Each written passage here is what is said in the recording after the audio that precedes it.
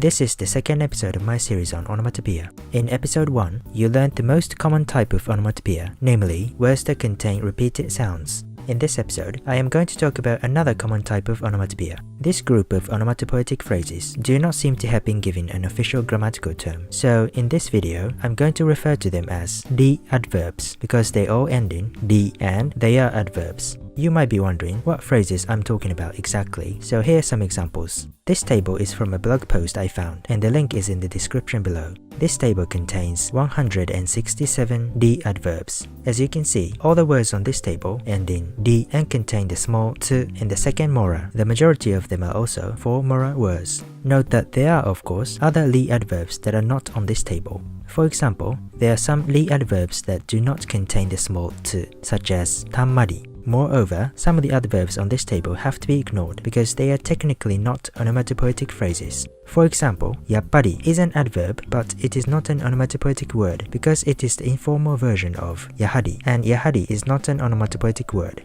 One problem with the lead adverbs is that it is very difficult to tell whether a given lead adverb qualifies as an onomatopoetic word or not, whereas phrases such as kirakira that contain repeated sounds unequivocally do qualify. The criterion that I used here is whether a given word derives from another word that is determinately not onomatopoeia, like yappari above. Based on this criterion, 2 out of the 167 li adverbs have been excluded. I am not going to go through all the 165 li adverbs in this video, but I have searched all of them on Google to find out how many search hits they get, and I'm going to talk about the top 10 most frequent li adverbs. But before we do that, here's a fun behind-the-scenes fact.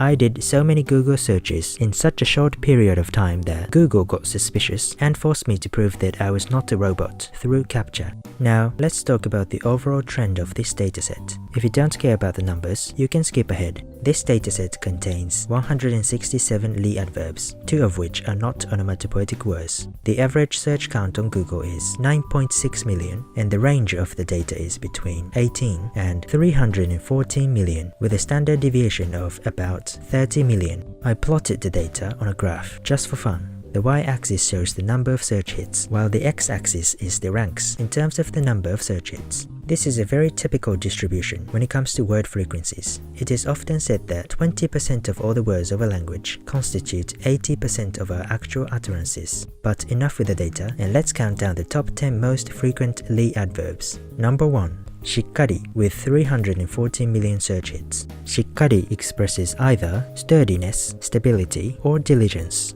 Let's see how people on Twitter use this word. しっかり勉強して学んでも、それを何かに役立てなかったら、頭の中で腐って、そのうち自分も腐る。No matter how diligently you study, if you don't make use of what you've learned, that knowledge will rot in your mind, and soon you will begin to rot as well.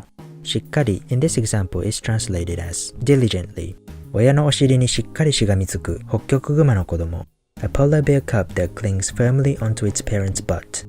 In this sentence, しっかり describes how the cub is firmly attached to its parent's bottom. Another tweet. 部活迷ってる方、ぜひ弓道部見学に来てください。試写で当たらないとか下手だからといって弓道できないわけではないので心配はいりません。一からしっかり教えます。If you can't decide which club to join, please come and visit our archery club. Even though you may not be able to hit the target at first, that doesn't mean you're not suited for archery, so don't worry. We will teach you properly, starting with the basics. In this example, しっかり means properly. Number 2. ぴったり with 149 million search hits. ぴったり is usually used when there's a perfect fit or a perfect match. It can also express precision and accuracy. Let's have a look at the first tweet. This tweet is a caption to a cat video. 息ぴったり perfectly synchronized. 息 of course means breath, and ぴったり implies perfect synchronization. A similar expression that you may hear is あうんの呼吸. Aun refers to the open and closed mouths, respectively, of the 2 lion dogs you often see at the entrance of a shrine or a temple. Aun no kokyu describes how 2 or more people's thoughts and actions are perfectly in sync. Another tweet. じっと時計を見てるけど、まさか読めるの？いつも20時ぴったりに夜食をねだるけど、まさか。He always stares at the clock, but could he possibly read? He always asks me for a night snack at exactly 10 p.m., but could it be? In this example, ぴったり translates to exactly or precisely. Number 3. ゆったり with 124 million search hits. ゆったり expresses looseness as well as how relaxing or comfortable something is. ゆったり also happens to be very similar to another Lee adverb, まったり, which came in 7th on this list with 53.9 million hits. So let's jump ahead for a second and see what まったり means as well. まったり expresses how something is mild, relaxing, and calming. As you can see, ゆったり and まったり both imply comfort and relaxation. On Twitter, I saw quite a few tweets where ゆったり and まったり are used together.For example, in this tweet, a Furby is chilling on a swing and the caption reads, ゆったりまったり. Here's another tweet. 温泉旅行とか行きたいな。ゆったりまったりぼーっとしたい。I want to go to a hot spring or something and just relax and do nothing. This example contains 3 consecutive onomatopoetic phrases, ゆったり、まったり, and ぼー. They all express slow movements and evoke a sense of tranquility.Another similar word, namely ゆっくり, which came in 10th on this list. ゆっくり basically means slowly, and it is also often used with ゆったり, like in this tweet. この後はゆっくりゆったり、心も体も休めて自分をいたわってあげてくださいね。Please take good care of yourself and rest both your mind and body after this. Number 4. すっきり with 77.3 million search hits. すっきり usually refers to an exhilarating feeling as a result of something being cleared or removed.It can also express either tidiness, cleanliness, or clarity. Here are some examples. 店内模様替えしました。すっきり見やすくなりましたよ。We redecorated the shop. It is now less cluttered and easier to find the items you want. すっきり here refers to the tidiness and clarity of view inside the shop. CD 整理した。発売順に並べたし、すっきり。I reorganized my CDs. I sorted them by release date and they look nice and neat.すっきり in this example refers both to the tidiness and the exhilarating feeling as a result of the tidiness. Number 5. じっくり with 59.1 million search hits. じっくり expresses a passage of time as a result of deliberation.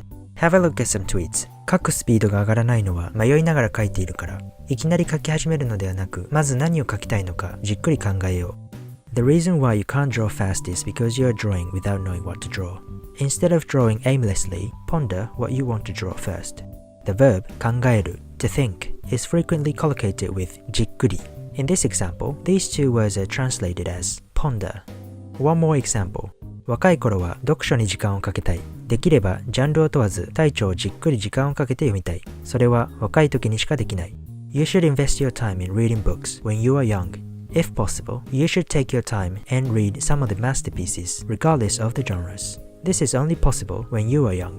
じっくり and 時間をかける which means to spend a lot of time on something mean pretty much the same thing.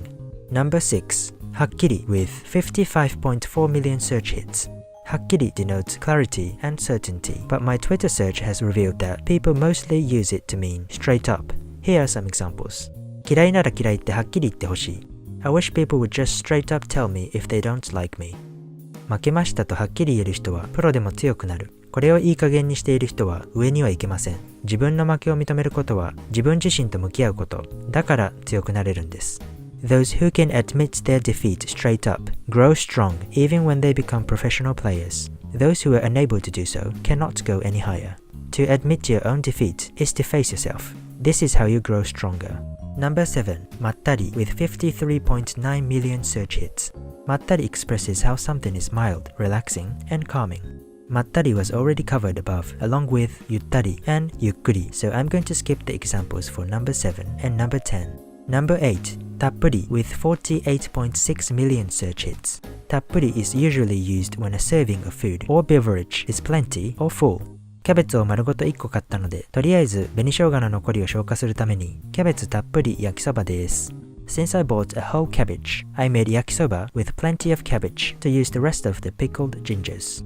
青島の猫たちは観光客のすぐ近くで昼寝をするのが大好きです。青島にはカラス、犬、自動車など猫たちの昼寝の邪魔をする者がいません。猫はたっぷり寝ています。The cats on Aojima Island love taking naps right next to tourists.There are no crows, dogs, or cars on Aojima to disturb their naps. The cats can sleep all they want. たっぷり in this example refers to the amount of sleep the cats get. Number 9. しっとり with 43.1 million search hits. Shittori usually expresses a pleasant amount of moisture, and it can also be used to describe a quiet and calm person. However, people on Twitter also use shittori to describe a certain type of musical or vocal performances. Let's look at some tweets. ハンバーガーみたいなしっとりホイップアンパン A moist ampan with whipped cream, which looks like a hamburger. Shittori in this example refers to the pleasant amount of moisture in the ampan, which is a type of bread with sweet bean paste. The next tweet contains 4 onomatopoetic phrases that describe the texture of this frog ornament. もっちり、ちょいざら、しっとり、ずっしり. Soft, slightly coarse, moist, and heavy. もっちり is often used to describe a soft and bouncy texture. ちょいざら is a mixture of 2 words, ちょい and ざらざら.